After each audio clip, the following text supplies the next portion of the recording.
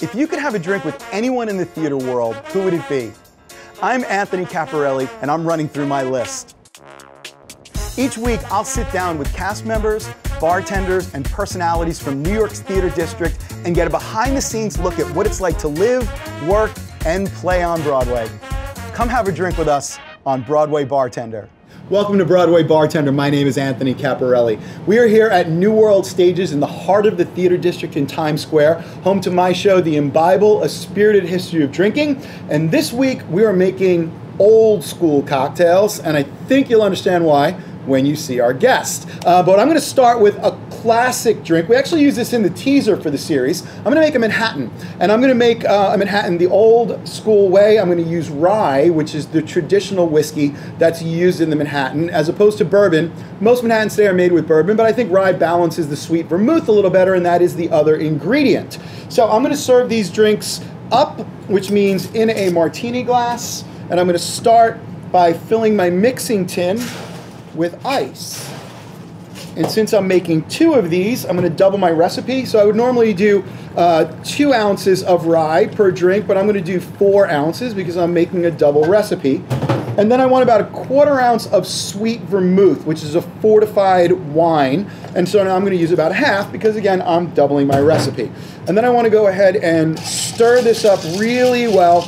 And stirring is super important when you're making the drink. One of the things I always ask my students is, what do you think a bartender's main job is? And they always say, well, mixing liquids. And I'm like, no, when you put 2 liquids in a glass, they mix. What we do is control temperature and dilution. And that's what I'm doing by stirring this drink with ice. So once it's nice and cold and the spirit, the rye, is diluted just a little bit, we call it opened up because watered down doesn't sound good. I'm gonna go ahead and strain this into my martini glass or my cocktail glass. And you see I have a nice, beautiful, crystal clear amber drink. And I want to finish this with 2 dashes of cocktail bitters. And I'm gonna use Angostura, the classic cocktail bitters, and I'm gonna garnish it with a cherry. And this is our absolutely classic version of the Manhattan, which I'm happy to present to our special guest this week, Josh Walden. Yay! Hit musical Cagney. Absolutely. Josh, thank you for coming today. Of course. I have to tell you, honestly, I secretly have always wanted to be a bartender, so this is like a dream come true. I'm going to remember that when we get to the end. So first of all, cheers. Yes. Oh Welcome my gosh. to Broadway Bartender. Thank you for having me. Oh, what do you think? Ooh. Delish. Good, right? Nice and balanced. What is it when you're like, as you're getting older, your palate changes? Because as a child, I would have been like, bah. I love that you said that. Yeah, because this is so yummy to me now. Maybe 2 years ago, I'd have been like, give me something fruity and, but. So actually, that's a great question. You ever heard the term bitter old man? Yes. Which I'm turning into? It's a thing. Yeah, so I actually read a great article on this that what happens is children, when they're young and they're growing, they crave energy to grow, which sugar is energy, right? Right. So you have a very sweet palate, and children eating candy and taking candy from a baby, all that stuff, those things are real. When you're young and you're growing, you are craving sugar. As you stop growing, and your body doesn't quite need as much energy, your palate changes to reflect that. We're smart, our bodies know what we need. Right. So our craving for sugar goes down, and we start to appreciate things with a more bitter facing palate, and that's why drinks like this are generally viewed as an older person's drink, but I encourage people to branch out into the bitter cocktails as early as they possibly can. To me, they're just more interesting than just sugar. Kind of sits down like a blanket and layers. It just kind of hides flavors. Yeah, absolutely. Bitterness can kind of get up underneath it. So I'm totally a fan now. I'm getting into it because also now this seems more like I'm just going to relax and be with people. Whereas the other ones, I was always ready for a party. But this to me just seems like I'm an adult. I'm just going to sit here, drink, and have conversation. So that's what I love about it. All right, so we're going out drinking because this is fantastic. Yeah. And the other nice thing about this drink is you can see, this is something that I'm going to enjoy over 15, 20 minutes. Whereas if it was just sugar, you drink it down like it's soda. Do you know what I used to do? I used to drink 2 liters of Coke a day and eat 2 packets of Mentos a day. You got to be kidding me. I don't know why I still have teeth, but Yeah. But I craved so much sugar, and I think, yeah, you're right. I think this now, just understanding, this is my palate now. Okay, so but I have another theory with you in particular, because you're a tap dancer. I am, yes. So I'm guessing you burn through a lot of energy in any given day. I think I burn 3,000 calories per show.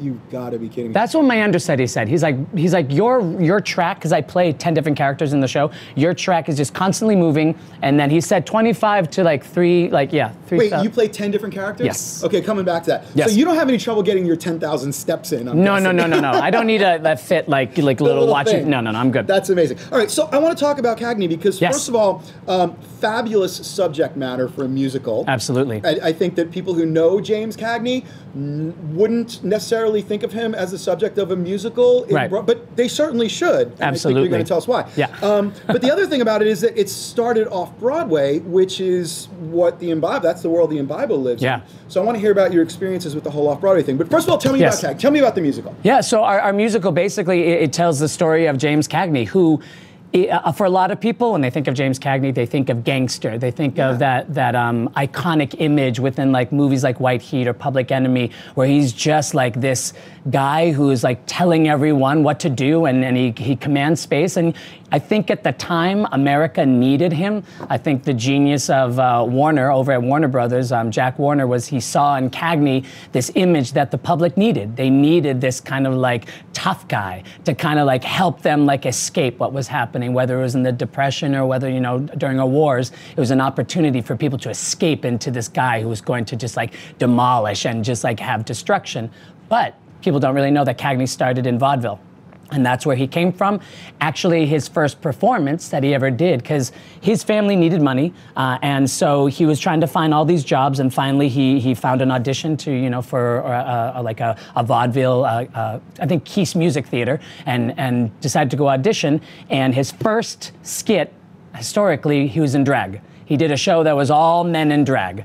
And so we do a little homage to that in the show, where he comes out as like, his first character ever is fully dressed up to the nines as a woman. So what's interesting about that is like the juxtaposition between like what he really was famous for was this gangster, but yet he started in vaudeville in drag, but then moved on to be this like amazing hoofer. He's like a phenomenal tap dancer, and that's where he got his start. And then he got recognized. The Hollywood started to see the reviews and see what he was doing on the stage, and brought him out for some screen tests. And then his career shot through the roof there. Who's making a big splash on Broadway right now?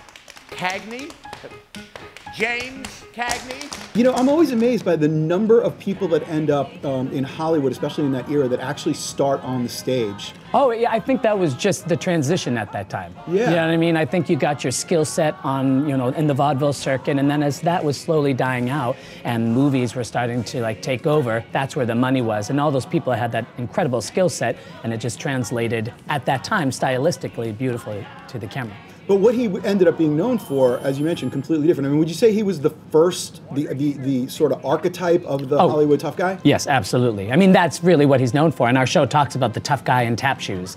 So have you ever been to MGM Studios down, I think it's called Hollywood Studios down in Florida? Yeah. They have the great movie ride. And so you're going through, you see Julie Andrews and Mary Poppins and all, Casablanca. And then you come to, I think it's the Public Enemy scene, and it's this whole scene with him as the tough guy, and it's this whole interactive moment. And so that's how we see him, and we only see him for a big, demographic. Basically, our audience tends to be an older crowd that's now slowly changing as we're getting more into our tourists and the younger audience. But at first, it was those people who remembered him and knew him well, and it was wonderful to watch them remember and go, oh yeah, he was a song and dance man, Yankee Doodle Dandy, who he won the Oscar for, which, by the way, some fun little information about that. He was the first man to win Best Actor Oscar ever for a musical. And this was a Hollywood musical. It was an original Hollywood musical, so he was the first one to win. And if Ryan Gosling wins this year for La La Land, he will be the second to win for Best Actor in an original Hollywood musical. Because you've had people like Rex Harrison for My Fair Lady, and Yul Brynner in The King and I, but those were already stage shows that came from Broadway. So it's kind of exciting. Wow, and 75 years ago. That's unbelievable. So it might, if it even happens, it will have taken 75 years. Yeah. And it'll be Ryan Gosling, who I don't know is analogous to James Cagney. But Right. But there are some. the cool thing, I got to hang out with Ryan Gosling. Let me just sip a Seriously? little. All right. This is what I love about getting to sit down and have drinks with people like you. But he, you know, he was from the Disney, the Mickey Mouse Club, like with all like the greats like Britney Spears and Justin Timberlake. I remember talking with him, and he desperately wanted to do a musical. He desperately wanted to dance again. And talking with his sister, he's like looking for that project to dance, because it's just like, it was something in his body and something he really wanted to utilize. But a little side note for all our fans and your fans out there, I actually got to sleep in Ryan Gosling's bed.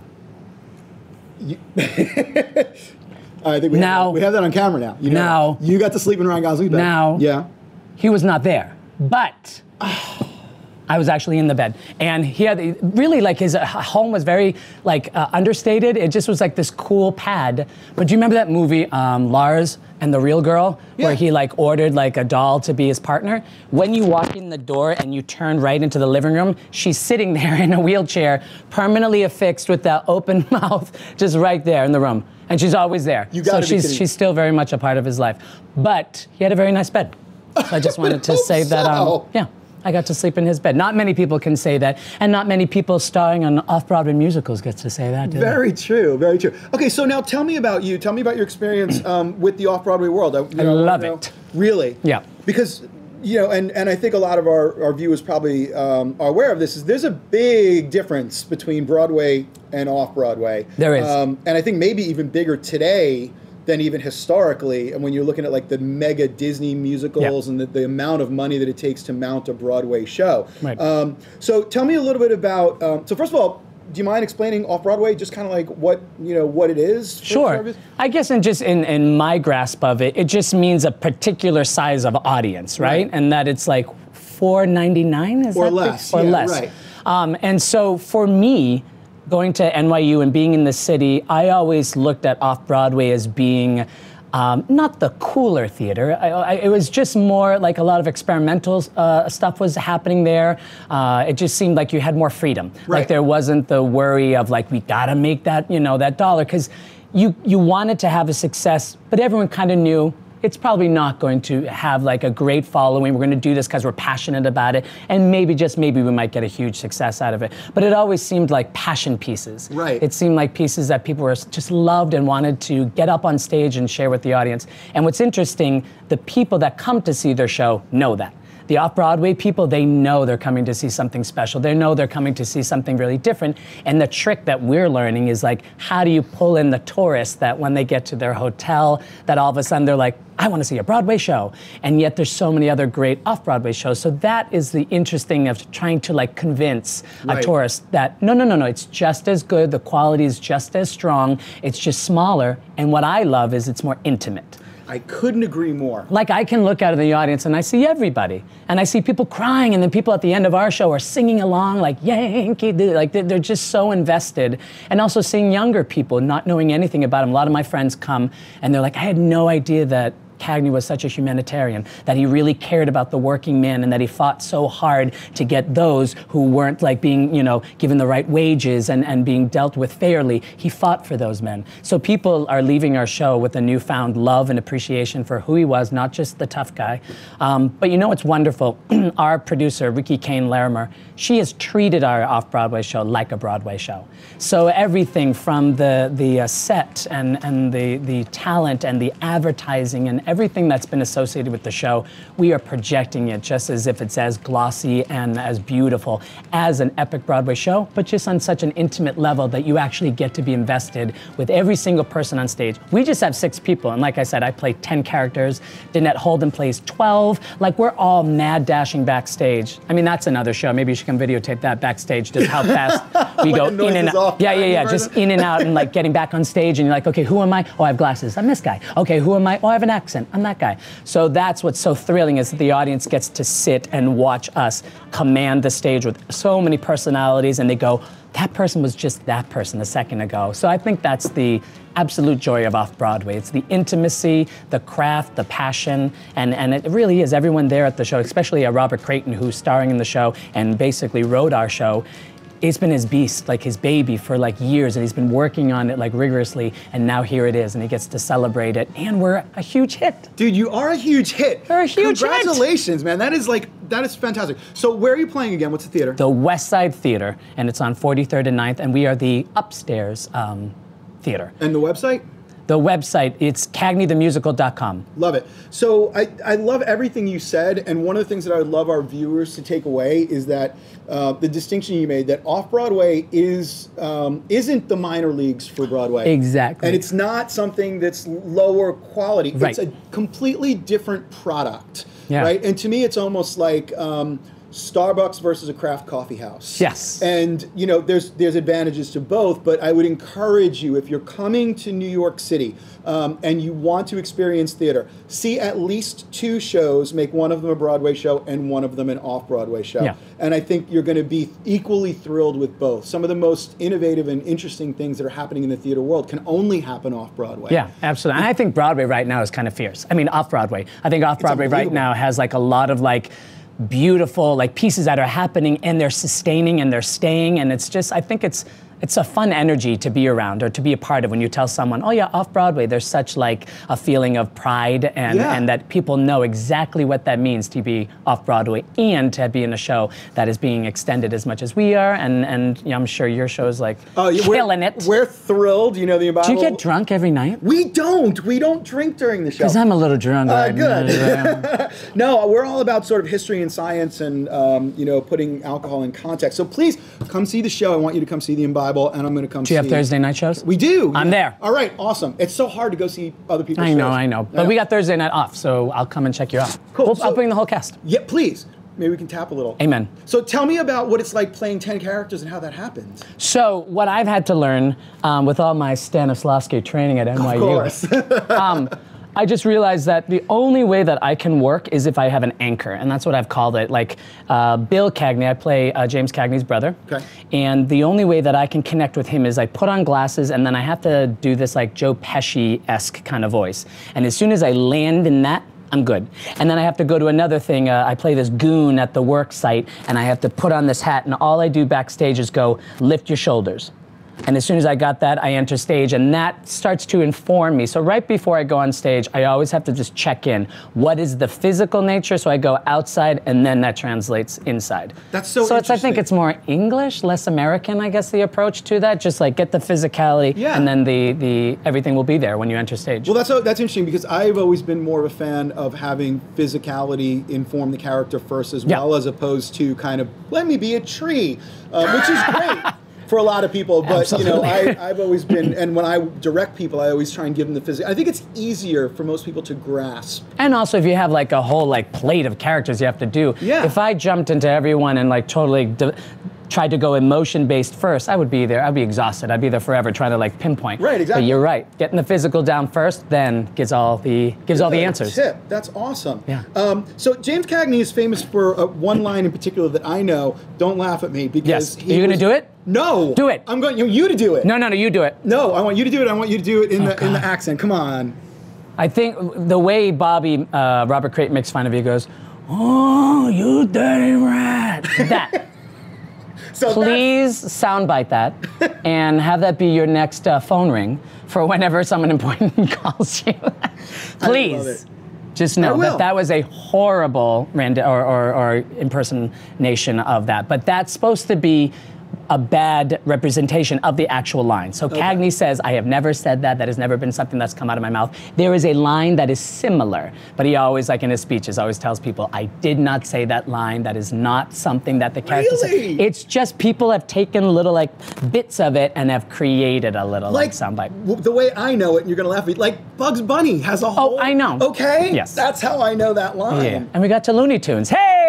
Shit, that's how you made it. That was like a Simpsons appearance of its day. All right, so we mentioned physicality and how that works for you. Yes. And we mentioned that you're a dancer. I want to hear about, because I am a huge tap fan. Oh, yeah. Never have been able to actually, I don't even want to say master, even like... We're going to change that. Yeah? I tried to do like a time step and... No. Oh, I'm going to be your new tap teacher. I'm going to school you, and you're going to get all your sounds, and you're going to be ferocious, and then you're going to audition for us. Okay. Yeah.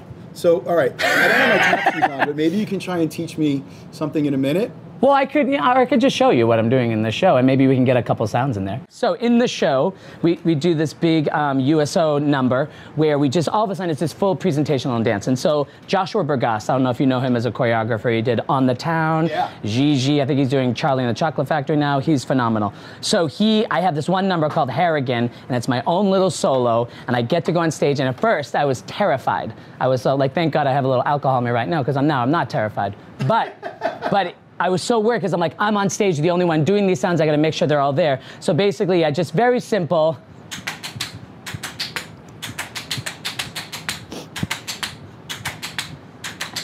And then it just grows. And then a little flare. That way. And then back.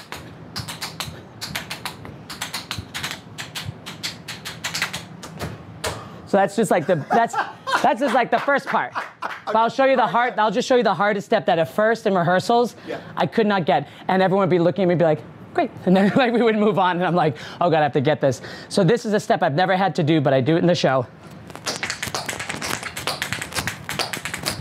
That was horrible, let me do it again. So that took me so long to get, and it was like every day, such like a beating thing, like, why can't I get it? And then I got it. Do you want to do the first part? We go step, falap, step. Step, falap. So a falap is 2 sounds with 1 foot, and you end on the second. Falap. Yeah, on the land on it. Pata. Falap. There you go. Okay. So if you go step, falap, step. Step. Then you go to the other side. Step, Step, falap, step. Then you go step, falap, step, falap, step, falap, step. There you go. Let's make a drink. All right. Let's do that. That was highly successful. Dude, all right. So now, all right, you taught me tap. That counts. You were phenomenal. Come on, let's just talk about it. I heard some sounds. Okay. Vaguely. So now I'm going to teach you how to make a drink. Yeah? Oh my God, I'm so excited. All right, cool. So why don't you step over here? Okay. All right, so we're now going to go So back. wait, first up, do you feel powerful back here? No, let me ask you. I feel so powerful. Don't you feel powerful back here? I feel like the dude. Yeah, that's the reason why I was drawn to bartending. I was an actor first, and I stepped behind the bar, and I was like, this is like a show every night that I only had to audition for one time. Wait, this is so cool. I know. My friend Susie Darling opened Pocket Bar, which is around the corner, and every time I go in, I'm like, I should ask her. I just want to step behind the bar and just like mix a drink. But I know nothing. I have no skills. Okay. But I'm ready. So, first thing I want you to do. So this is going to be a drink. This is an old-fashioned. Yes. Which I'm sure you've had. But I don't do anything sort of straight, normal, easy. We're gonna jazz it up a little bit. Like Tina Turner. Exactly. So the reason I chose this is because this is probably a drink that James Cagney would have had many of back in the day, and then it kind of fell out of favor, and now it's like the hottest drink ever. So we're going to do, because James Cagney was Irish, and we're going to do an old-fashioned with Jameson. Thank you. Irish whiskey. Is that cool? Yes, all right, absolutely. So normally an old-fashioned is just whiskey with some simple syrup or sugar and some bitters, but rather than just use simple syrup or sugar, we're going to use vanilla syrup. Ooh. And then we're going to use orange bitters, so you're going to make me a creamsicle old-fashioned. Okay. Right. So first thing I want you to do is you can take that tin and fill it up with ice. So we got some ice here. Oh, you already got some ice there. Great. So just put a little more in there. Put a little more in there. Yep. Right? Perfect. Yep, absolutely. Then I want you to grab the Jameson bottle, which you have right down there. This guy. Good. And you're going to pour, and you're going to count to 8. Because each 2 count is 1 ounce. Oh. So how many ounces would that be? Yeah. 8 divided by 2 is 4 ounces. And so that means you're going to make one for me. Could you imagine? I was like 7. Like, you know, like so wasted. A lot of math in bartending. That's 20. Right. I don't know. Okay. So go ahead and pour and count to 8. Count to 8. And I just tip this over and it's going to be fine. I want you straight up and down. Good. 1, 2, 3, 4, 5, 6, 7, 8. That's 4 ounces of whiskey. Is cool. I know. I thought you had to be a certain degree, and I thought it like You do. It's got to be straight up and down. Straight up and down. That's the whole thing. That's how I am. Dude, you're going to come back and we're going to do another. Okay. Oh my God. So I want you to do now, you have some vanilla syrup down there. Where is she? Right next to the Jameson. Bang. And you're going to do a 2 count, which is going to be 1 ounce. Gotcha. And that's a ½ ounce per drink. Beautiful. Right? So go ahead and do that. 2 count? Yep. Just 1, 2, and done. Beautiful. Come on now. I know. Now, normally we would stir this drink, but you're a rhythm guy. Oh, yeah. Yeah, I want you to shake it. So put that in there. Like this? Yep. And yeah, good. And then one hand on top, one hand on the bottom. Like that? Yep. And I want you to just shake it like you mean it. I'm so nervous about Don't. This is the moment I just saw, like, just water and as long as you wet have one hand on top and one on the bottom, you're going to be good. Okay? Now, here's the challenge. Yes. Can you shake and tap? Okay. Okay, that's... Now you're putting me to shame. That was amazing. That was amazing. Thank you. Okay, now you have 2 rocks glasses down there. They're the ones, yeah, good. Fill those up with ice. Fill them up with ice? Yep. How high, to the top? All the way to the top. You always want to use all the way to the top with ice. Good? Yep, perfect. Take that out. The top of What do you like to right do? on the thing, because in case it spills. Right? Yeah, so take that out. I see some guys like go, ugh. No, I don't like to do that. You don't need to do that. Like no Tom Cruise here, right? No, you don't like, need to just do flip that. and... Take that strainer. Yes. Put the spring side down. Yep, good. Now, you want to know how to really use this? Yes, please. Are you a righty or a lefty? I'm a righty. Okay, make a gun with your right hand. My right hand. Good, take the barrel. Yes. And you're going to put it right outside this tab here. Like right that? on top. Nope, the barrel on top. On top? And There then you go. wrap these fingers around. Like that? And now you can hold it. That's Like it. that? That's it. Oh my God. I know. And now just... Thank God I knew a gun, right? Right. Well, I mean, you're in Cagney. I mean, come on now. Right. So now just divide it between those 2. So I just like, how do I? Yeah, so do like about halfway and then it's switch to pouring the everywhere. next one. Yeah, then switch to the Oh next my one. God. Did you just get moist and wet the whole time? The You're whole like pouring? time, yeah. And now go back and forth. Go back and forth. So that they're equal. Right. Beautiful. I'm just going to keep going. That's it. Side to You're done. side to side. Lovely. Yeah! Now we need the bitters, because in old fashioned, you have to have sugar, and then it's got to be balanced, and we balance it with cocktail bitters. And we're going to use orange bitters. Okay. Again, straight down. I want you to just go bam, bam. That's Gary Regan. He's a great man in the cocktail world. Oh, yeah? One more, yep. And that's, now give me a couple cocktail napkins. And that is our Jameson creamsicle. Creamsicle. Do you know, like, you're taking me back to like 3rd grade when we get the fudgicle or the creamsicle down at the ice cream shop? But it didn't have Jameson in it. No, it didn't. Or I want to go to your 3rd grade. Maybe in New Hampshire we did. See what we think. Oh man. You are a multi-talented man. Wait a minute. That's good, right? If I want this again from somebody, what do I say? You say, where's Anthony Caporale bartending? That, I'm telling you, to soothe the man who used to have 2 liters of Coke every day, that has like the sugar and the flavor, but then it has the Jameson that I love. A little side note, don't tell anyone. Okay. I used to do a shot of Jameson sometimes, right before the 2nd act of Legally Blonde on the road. Really? Because a little shot of Jameson will help you get through that jump rope number just fine. Am I from Canada? Did you hear me? Jump rope. jump rope number. But don't tell anybody. Dude, thank you so much. Oh my God, thank you. I can't tell you how much fun this was. Yeah. Please come see the Imbible, and I'm going to come see Cagney. Yeah, absolutely. I would love to. Thank you. This is a dream come true, and I really I'm now drunk for the rest of my day, which is perfect. I love it. Folks, check us out, BroadwayBartender.com. Check out our blog. You'll have some information on the old-fashioned style of drinks. We'll have these recipes. We'll have a link to Cagney. You have a personal website we can link? I don't, right? I need to. I'm behind. All right. I mean, I'm the Josh Walden on all social media. So well, check out the Josh Walden on all social media, apparently. Folks, drink well, drink responsibly. Tune back in next week. Cheers. Cheers.